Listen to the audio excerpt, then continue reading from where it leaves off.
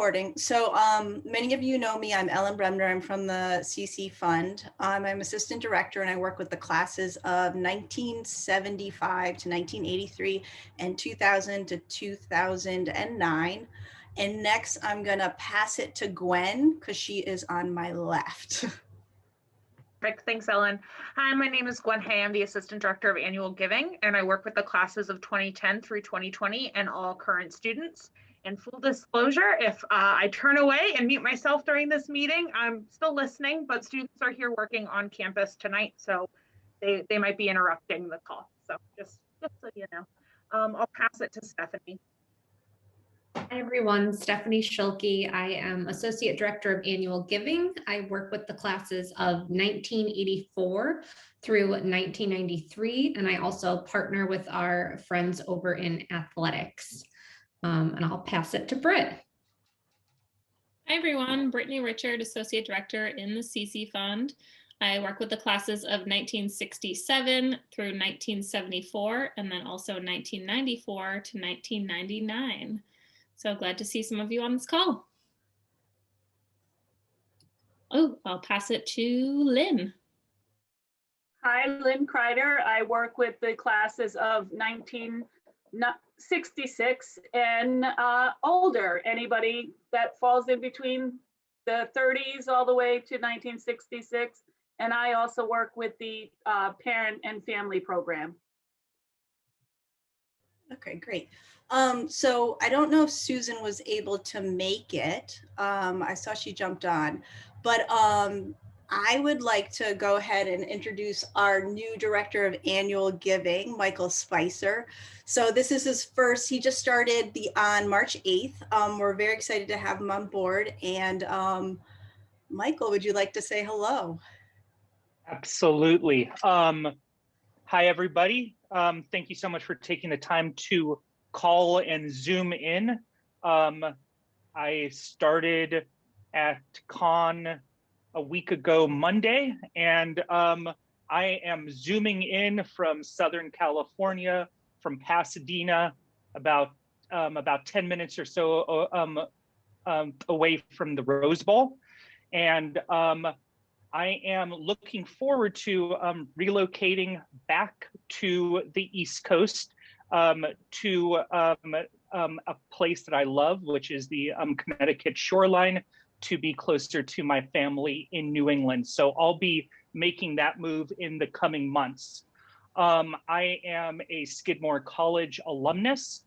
And I am absolutely passionate about the liberal arts. I feel that it's an educational framework that teaches individuals to make creative connections, to be problem identifiers, but also to be constructive problem solvers. And I am just extremely excited to be at Conn because I know that it's the type of environment that pushes individuals to their highest aspirations in terms of being able to make connections. I have been in higher education for 18 plus years now, the last 14 of which I've been overseeing annual funds, most recently at Pomona College, and then previous to Pomona over at Pitzer College. And one of the highlights of my work is, of course, connecting with and getting to know our alumni volunteers. Alumni volunteers are the heart of any successful advancement operation. And I'm just so thrilled within my first 2 weeks to be part of a call where I see so many amazing Conn alumni all together, from calling in from everywhere. So again, I'm really excited to get to know you, to get to work together. And I'm super excited for this upcoming 48-hour Camels Count challenge that we'll be hearing about. I could not think about, I couldn't imagine a better time to start or a better place to be right now than Conn. So thank you so much. for welcoming me as part of the Camel community. Awesome, thank you. Okay, so next I'm going to introduce some of our AA board members who are on the call. And then, so I'm hoping I can see all of you. I'm gonna start with Chip because he's the closest to me. So Chip, if you wanna say hello. Hello, Chip Clothier, live outside Philadelphia, class of 79, the great class of 79, and a member of the Alumni Board and Development Committee. All right, next, I'm gonna go to Ann Ming. Oh, you're on. I see that there's a sign that flashes up. Hi, everybody. Ann Ming Trucks, class of 1971. This is my second year on the Alumni Association Board, and I'm also 50th reunion co-chair, and our 50th reunion is coming up in 3 months. Great, and Heather. Hi, Heather Morrison, class of 69 and parent class of 95. I am in the first year of my second term on the alumni board, and I'm co-chair of or vice chair of the development committee. Great, and Mario, I see your name, but I don't see you. Here I am. Hi there. Mario Lorenzi, class of 1990. I am on the Alumni Association board, serve on the development committee. I am also my class gift officer, as well as my class president. So I got multiple invitations. I'm here wearing many hats. Great to see all of you. Great, thanks. And then next I'm going to go to Eric. Good afternoon. Since I'm also on the West Coast, about 3 miles south of the Rose Bowl, in South Pasadena, no less. But class of 2000, I am the chair of the development committee and in my 6th and final year on the alumni board. Yes, I'm also my class gift officer, not my class president. We have not changed our class president since the class of 2000, since we graduated. Okay, and Margaret, can you go next? Hi everyone, I'm Margaret. I'm from the class of 2020, so I'm a recent graduate. I'm also on the development committee. Great, thanks so much everyone. Okay, so next I'm gonna do roll call, and I'm gonna start with the youngest classes. So if you graduated anywhere between 2010 and 2020, please let me know. I did. Don't Margaret. Okay. Oh, and we have Grace. Okay, great. Is that it for 2010?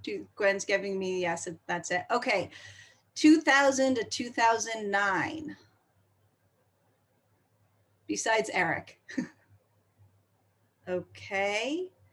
And then going on down, 1990s.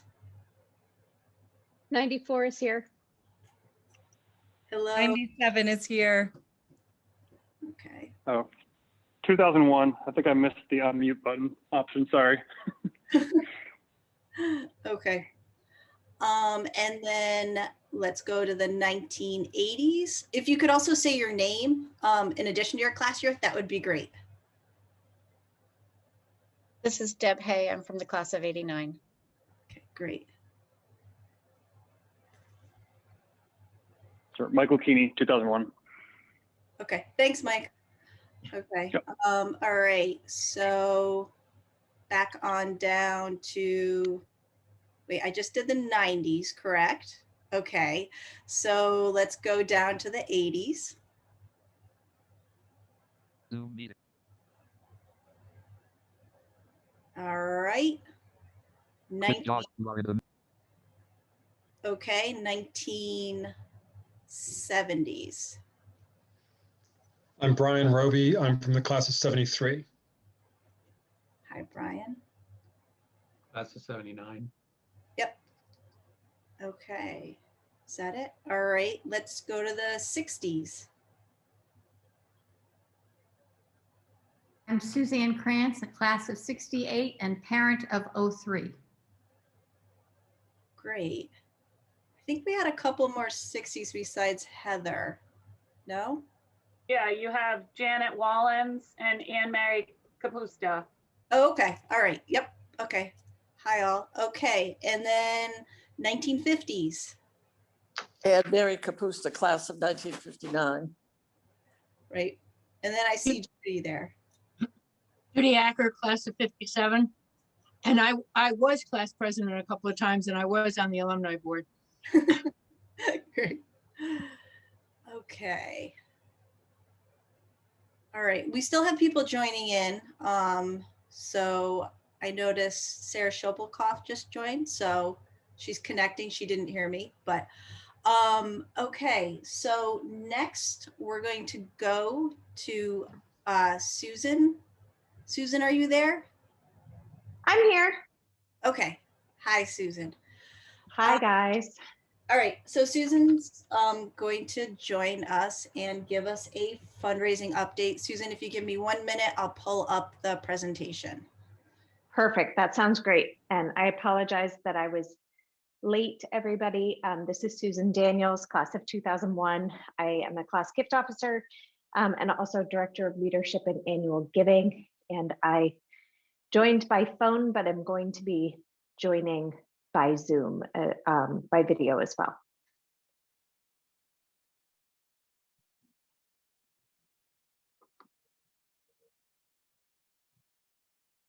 Can everybody see the screen right now?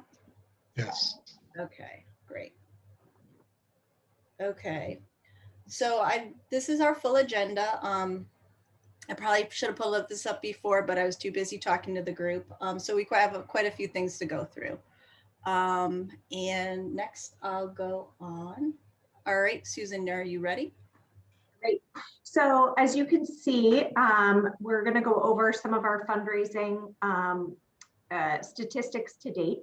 So the Connecticut College Fund, we're in a great place. We are right on par with where we were at this time last year. We have so far raised $4.81 million compared to $4.84 million basically a year ago today. Our goal, as you'll remember, is $6.45 million. So we're 75% of the way to our goal, which I see as a really good sign. We did achieve a $6 million cash total last fiscal year. And if you think about where we are in the year, we're not quite 75% of the way through the year. So we're just about to enter the final quarter. So to be 75% of the way there in terms of dollars is a great place to be. And we know that there's a lot of activity in the final 3 months of the year. Overall dollars for the college this year, so that's CC Fund plus restricted gifts, endowed gifts, bequests, things like that. We have raised $13.87 million, and that's compared to just over $9 million at this time last year. So again, really good sign. Our goal is to raise $22 million this year. And so we're 63% of the way to that goal. Again, there are many big asks at this time that start to close in the final quarter of the year. In terms of donors, alumni donors, we have just over 2,800 alumni donors. That's compared to 2,644 at this time last year. We've also been trying to compare to the 2 years prior, because that year we had 6,000 donors overall. And so that's actually more the level of what we're hoping to achieve. Our goal this year is 5,000 donors, but really we would like to be closer to where we were 2 years ago. So we keep comparing to 2 years ago. So we're ahead of where we were last year, a little bit behind where we were 2 years ago. So, and then another, if we move to the next slide, yeah, another thing that we talk about a lot is LIBUNTs and SIBUNTs. So LIBUNTs, for those that don't know, is those who gave last year, but unfortunately not this year yet. So we still have time. That's kind of considered one of our lowest hanging fruits, is the people who gave last year and we hope will return again this year. So if you think about where we were at the end of last year, we had 4127 alumni donors. So that means we had 4127 LIBUDs at the very beginning of this year. We have so far recovered 1,900 LIBUDs, and that's about 46% of that number. Our goal this year is to retain about 80% of LIBUDs, and that's because our donor numbers were down a little bit last year, as many places were.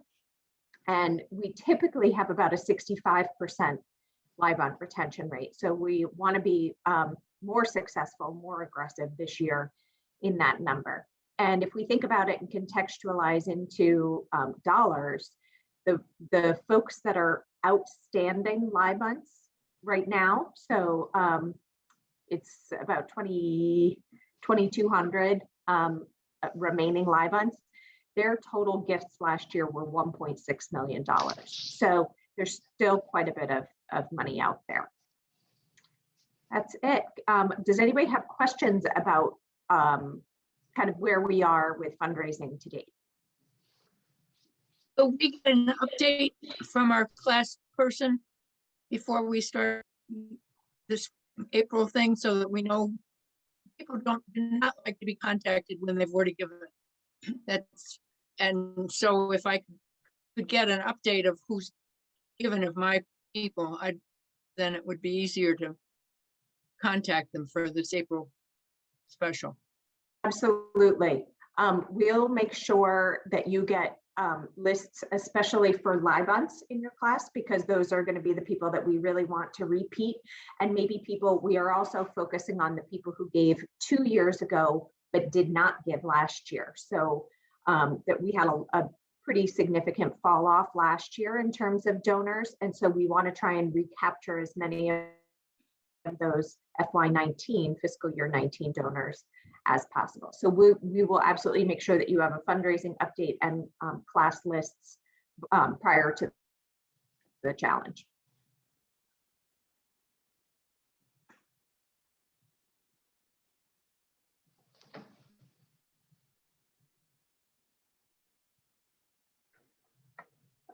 Okay, for the student update, just to let you know, spring classes are in session. They have been since early February. We currently have 69% of the student body living on campus, 10% commuting, and 20% learning remotely. There's 47% of the classes are being held in person, while 53 are currently being taught remotely.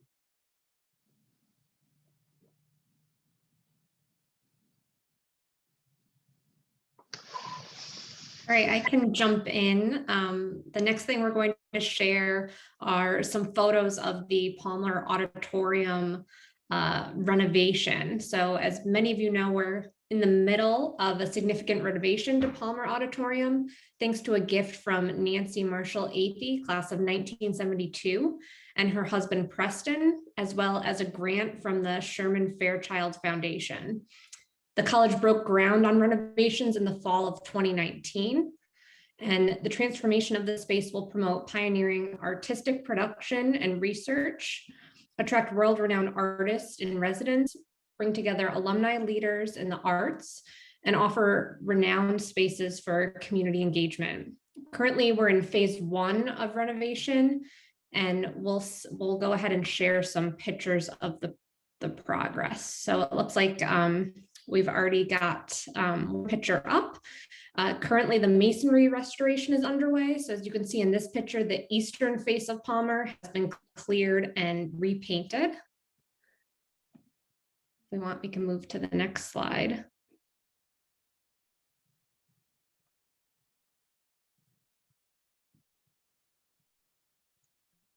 Sorry, I'm having a little technical difficulty.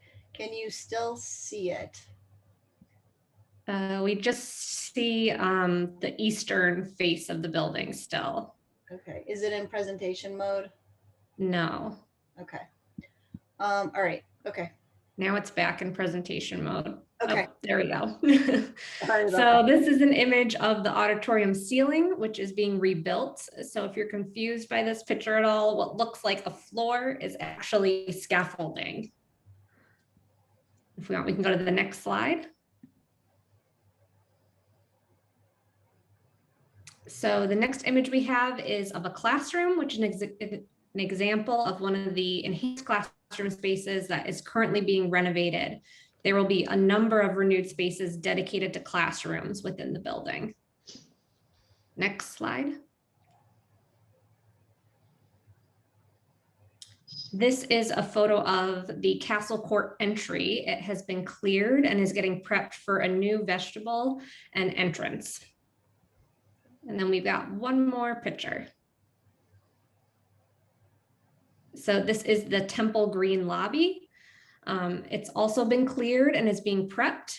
Framing of the walls is now in progress. And if you're interested in checking out the plans for Palmer, we'll be sending more information in an email follow-up. Are there any questions?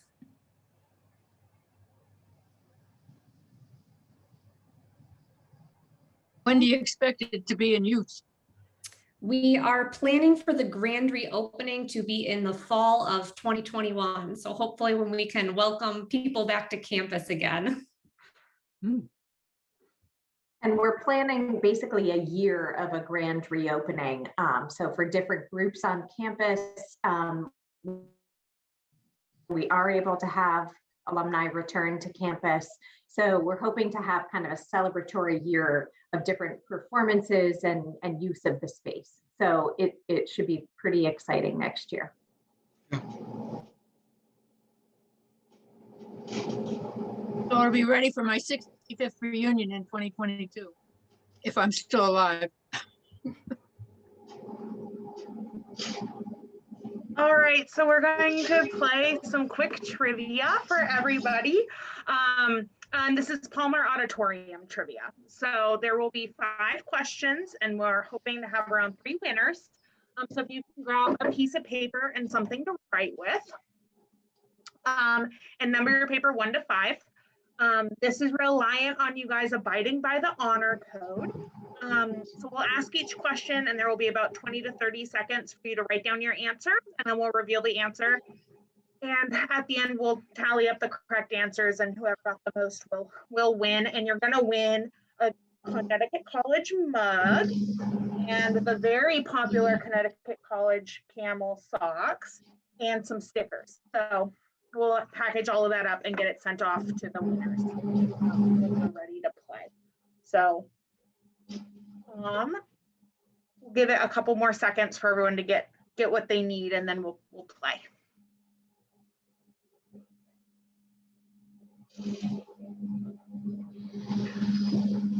All right, Ellen, I think we can advance to the first question. So in what year was Palmer Auditorium built? That's the first question.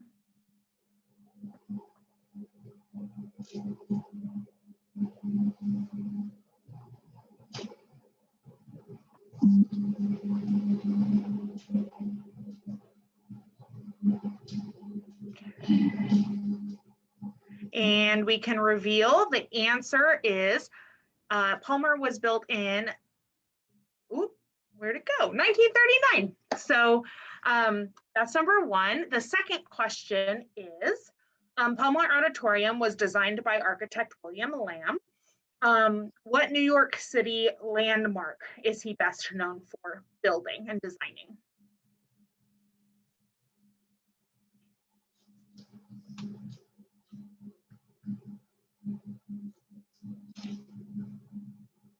I see people thinking. We'll give it like 10 more seconds.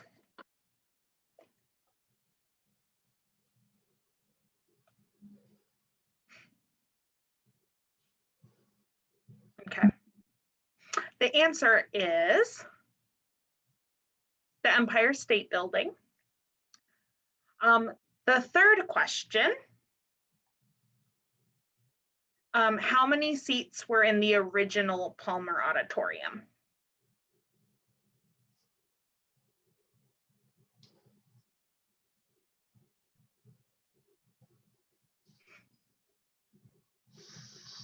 And no counting the chairs on the picture. Is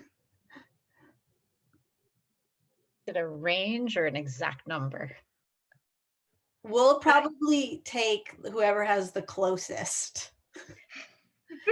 Don't really, a lot of these questions I don't imagine people will get. This is supposed to be fun. I know the exact number. The number that we published to is like an approximation. So 1,300. The exact precise number is 1287. I know because I was just looking up facts about this before we started to see if I could find any other ones. But yes, anywhere in the ballpark of 1,300 we'll accept as an answer for this one. The next question, in what style was the Palmer Auditorium designed?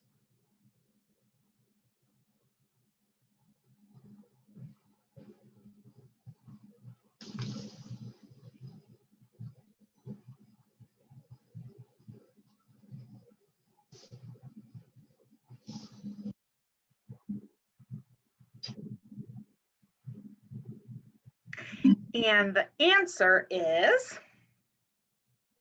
the Art Deco style. And then finally, this last one's real tough, but I think you can all get it. So the last question is, what was the best performance that you saw at Palmer? At your time at Conn, since leaving Conn or coming back, what was the best performance that you've seen?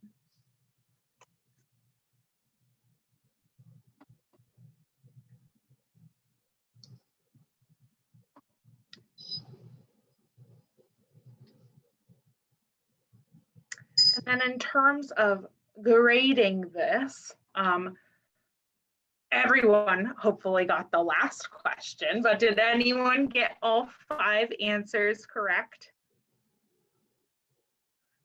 I did, but you sent me the slides ahead of time, so it doesn't count. Oh, shucks. Okay, well, thank you for being honest, Eric. Anyone, did anyone get 4? I got 4.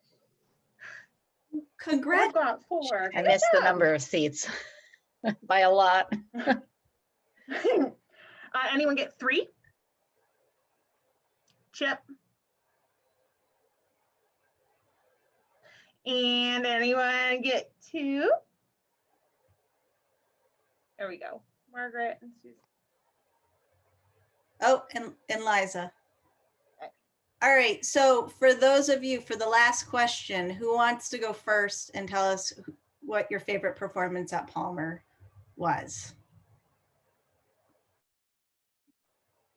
And Ming? Yeah, I'll go first. The Philadelphia Orchestra with Eugene Ormandy actually came to Conn. It was so amazing. Filled the entire stage. That was in 1969. A memorable performance. Wow, great. Anybody else want to share? Jen? Elie Wiesel came to campus while I was there, and that was really an incredible experience. I'm a child of the war years, so Dick Gregory. Wow. Anybody else? Chip? For me, it's a tie between Billy Joel and Bonnie Raitt. I've heard Billy Joel a lot. All right, great. Is that Can I it? get a do-over? Yeah, of course. No, I want to hear Billy Joel perform in Palmer. Oh.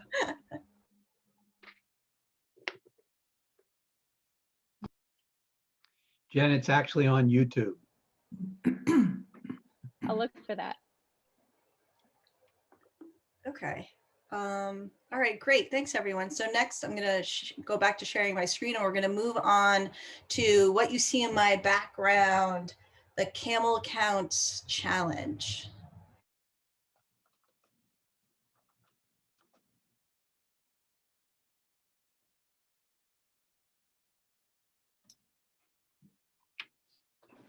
All right, can everyone see that? Yep. Okay, great. I'm gonna pass it on to Britt, who's gonna talk to you a little bit about the challenge. And then after that, Eric and Margaret from the AA Board Development Committee are going to talk about ways class gift officers can help us in the challenge. Great. Thanks, Ellen. So I have the pleasure of introducing the Camels Count challenge to all of you. So that was our theme that we're going with this year, which is really fun and lighthearted. So we're excited about that. And everyone hopefully received their Camels Count mailer, hopefully in the last couple days or last week or so. So that kind of gives you an overview of what's going on with the challenge. But our goal for this challenge, it's still a 48-hour challenge kind of surrounding Founders Day, which is April 5th. So this year it'll be April 5th through April 7th. And we have a goal to reach 3,000 donors during that 48 hours. And if we achieve this, a group of generous donors will make a significant contribution to support our students and faculty. We are still kind of nailing down that exact dollar figure. And once we know that, we will share that with this group, of course. And as always, we'll have kind of a landing page for this challenge. So if Ellen, you want to click on that link and we can kind of show you a sneak preview of what that looks like. So here's our fun landing page, which will kind of be our main giving page for those 48 hours. So we have a fun little progress bar, so showing how many gifts have come in so far, how many dollars have come in so far. So people have already started to give, which is great. We have a little, just below that, just a little blurb about, what the challenge is, how you can support the college during that time. So we're highlighting 4 buckets, which we typically have as kind of our top 4 areas of need. So just below that, Ellen, we have great. Here's support benefits. So area of greatest need, financial aid, diversity, equity, and inclusion, and then student athletes. So those are kind of the 4 areas that we'll be highlighting. And then as always, just below that, we have a little blurb about spreading the word. So we always love to get your support in this area of, reaching or following us on our various social media channels, either Facebook, Instagram, or LinkedIn. We have various kind of channels there. So you can either follow the main Conn College account, our alumni account, or the athletics account. So feel free to follow those, repost, share, tell all your friends to do the same and spread the word. And then just below that, you can see some folks who have already given, and that will start to populate as we move into those 48 hours. And as always, you can, it's fun to see all those gifts, and then you can kind of add in comments too. So those are fun to read throughout the challenge. Any questions on that piece? Otherwise, I will turn it over to Eric and Margaret.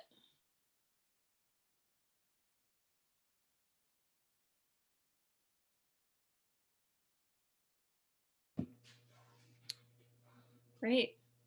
Take it away. All right. Thank you, Britt. Thank you.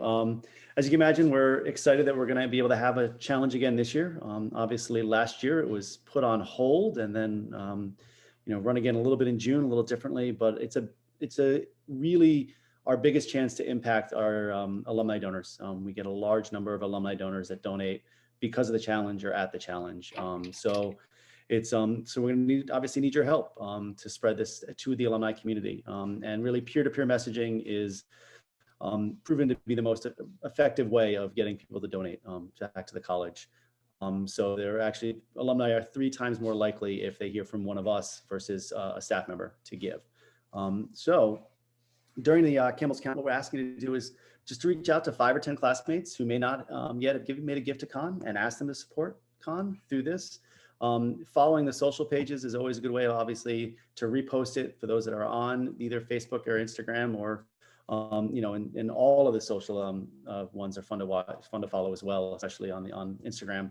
But then also sharing them and reposting it to your boards and maybe if your class has a Facebook group, that would be a great way to do it. And also one of the things to do is just if you make a donation and choose to join the challenge, broadcasting that so that people know that others are doing it, and that kind of helps push them along in that way. So for myself, as we talk about how's the best way to reach your group in the class of 2000, I find with my classmates and those that are surrounding, text messages are usually the best with a link. And, I usually send on one of the many group chains I have going with friends. I'll send one there. And for other class years, I know, phone calls are can work as well. I don't know what the 2020s are doing, Margaret, because even though it says 2000, it was still 21 years ago. So it's a little bit different, I think, now, but. Yeah, so thanks for passing it off. As someone in the class of 2020, something that I have been looking at is I have sent out personal letters, tried something like that, doing back to snail mail, and have had a little bit of luck with that. But like Eric said, texting, email has not worked as much with my class. I just think with the amount of emails, but you know your class better than anyone, and you know yourself better than anyone. So whatever you think you would like to receive, someone else will probably like to receive that too. But this year, so to encourage you, we are continuing this CGO Decade Challenge, which was started last year by the alumni board. And you may remember the 1960s decade won the Stronger Together Challenge. Prizes will be given to the class gift officers from the decade with the highest percentage of donors during the challenge timeframe, and the class gift officers from one class in each decade with the highest percentage of donors. And so your class manager is available and will be able to help the class gift officers with class lists and identify classmates for outreach. And if you have any questions, please do not hesitate to contact them. The CC Fund will also be following up with more information like email templates to aid you in your outreach. So if you have any questions on how the class gift officers can either help with the CC Fund, or if you have any questions specifically, you can contact anyone in the CC Fund.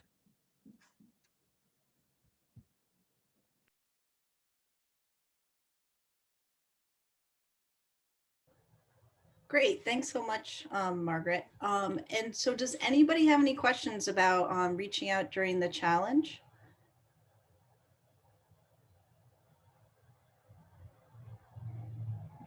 Okay.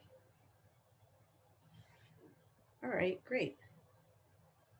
Do other people maybe have other suggestions of things that they have found useful in contacting classmates and encouraging them to give, especially at this time of year with we've been doing these challenges for upwards of 5 years, and around the same time of year, and even, as we think about towards the end of the fiscal year. So I think we would welcome other suggestions too from other classmates.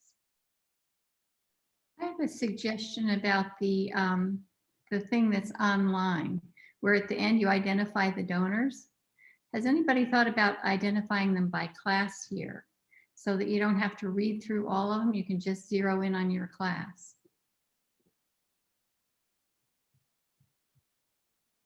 I think that's a really good point.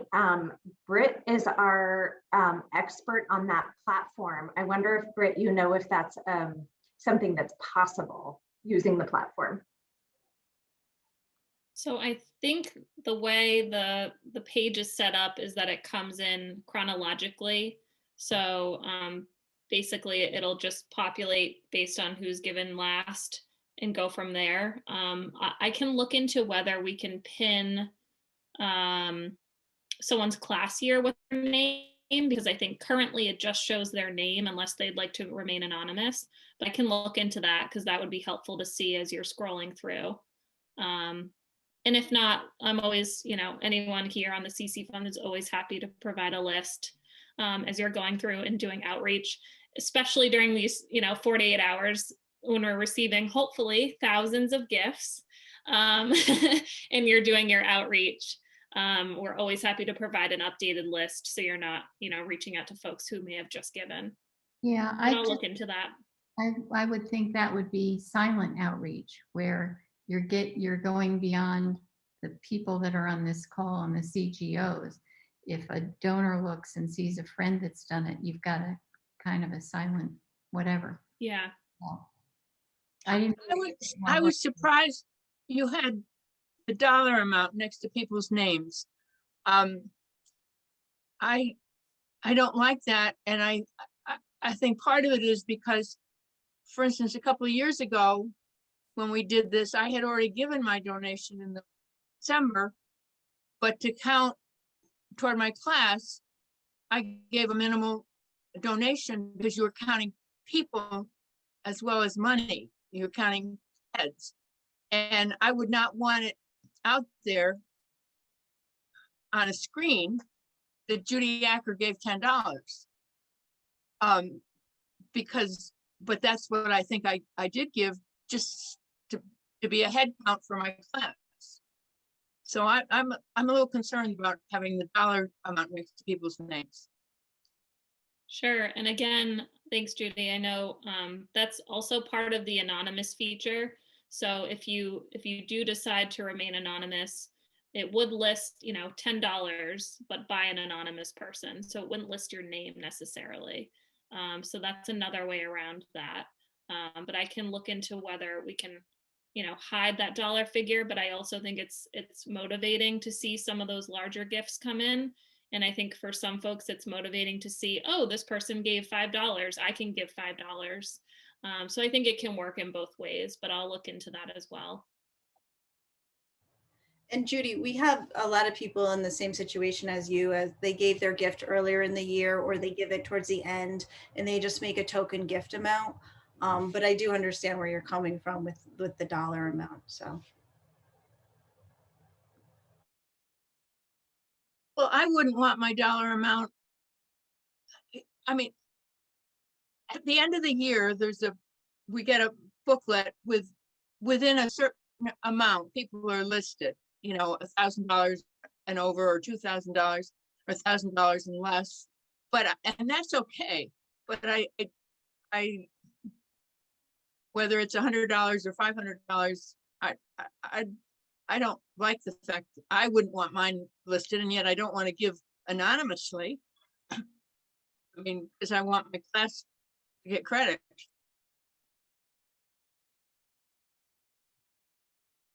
Yeah, I agree.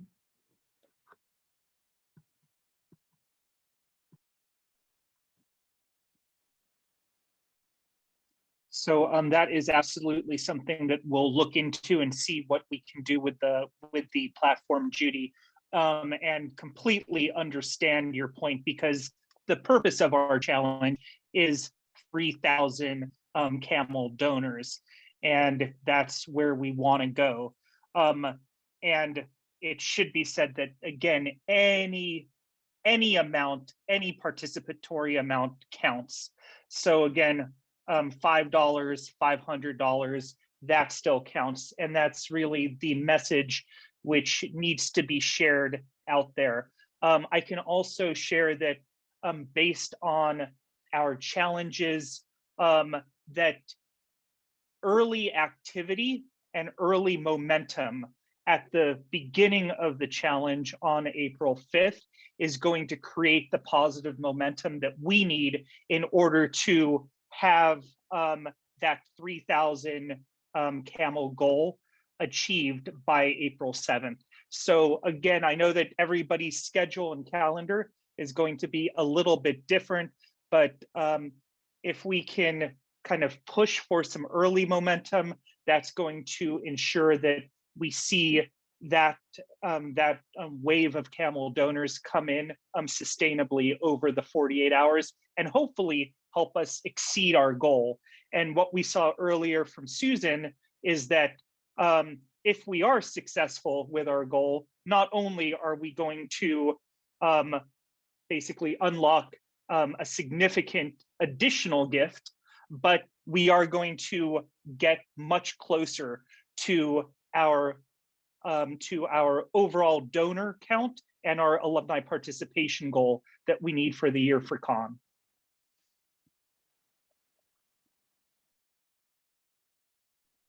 I have another question. You say people are giving already. Does any gift from today through the end of this count? So what we've actually done, this is a great question, Judy. So we have sent out some communications early. And if it is specifically mentioning the challenge, then we are including those kind of early adopters. So we wanted to take advantage of a couple of things. One is a mailer that was going to go out. We wanted to make sure that anybody who was returning a gift in an envelope, even if it was outside of the 48 hours, felt included. So obviously anybody who is sending in a response to our request for the challenge. We also have been sending out and will be sending out a series of class gift officer letters and emails that you all have had input into. And what we ended up doing was almost using that as a little bit of a kickoff. And so what we said in those emails and letters is, if you would like to participate even early in the Giving Challenge, please tell us. So if you're giving online, they can put in a comment field, Giving Day Challenge gift. If they're sending in a check, they can put that in the memo line, and we will attribute it to that. So we thought it might be helpful for people to get some early momentum, and if they were ready to act on the requests for those gifts right away, then we wanted to include them. We didn't want to lose that little bit of momentum with some of the communications that we were sending out. So we're not including every single gift, but the ones that are requested or that are in direct response to one of these challenge communications, we are including.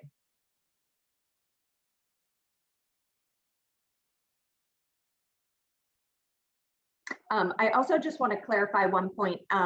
We were talking earlier about sending out lists ahead of time, and I do want to mention that we will do some segmentation for you in the lists that we send or identify, so that you know, especially I think some of our top priority groups to reach out to. So the Libants, the people who gave last year, who are clearly some of our most loyal donors. Those are people who are very easy to ask to renew their giving. And then I would say the second highest priority is the people who gave in fiscal year 19, so it's 2 years ago, and didn't give last fiscal year, because we did lose some of those donors, especially because we changed our challenge last year. So we saw the largest drop off in our donors last year were people who participated in the challenge in fiscal year 19 and did not participate in fiscal year 20, because it was the beginning of April, the pandemic was very new, and we didn't feel that it was the right time to go out with a challenge. And so we did a different version at the beginning of June. You might remember a Stronger Together challenge, but it did not draw as much attention. People were still feeling very uncertain economically, financially, with pandemic. It was also, as you may remember, it was very soon after the killing of George Floyd and calls for racial justice across the country. So it was not as successful, but because there was a lot going on in the country and in the world. And so one of our, in addition to Libants, one of our next focuses is on those fiscal year 19 Libants, and especially we can identify the people who participated in the challenge 2 years ago, and we hope that they'll come back. So we will make sure that you know who all of those people are, so you can speak very specifically to who they are and say, you gave for the challenge 2 years ago, please come back this year.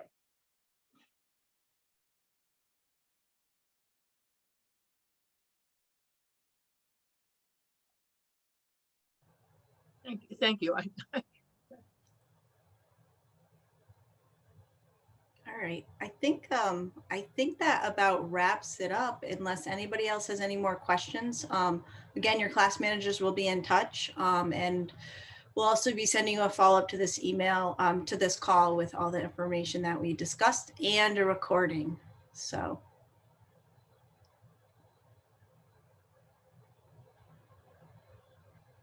All right. All right. Well, thanks everyone. Thank you. All right. Have a good night. Okay, Thank you. thank you. Thank you.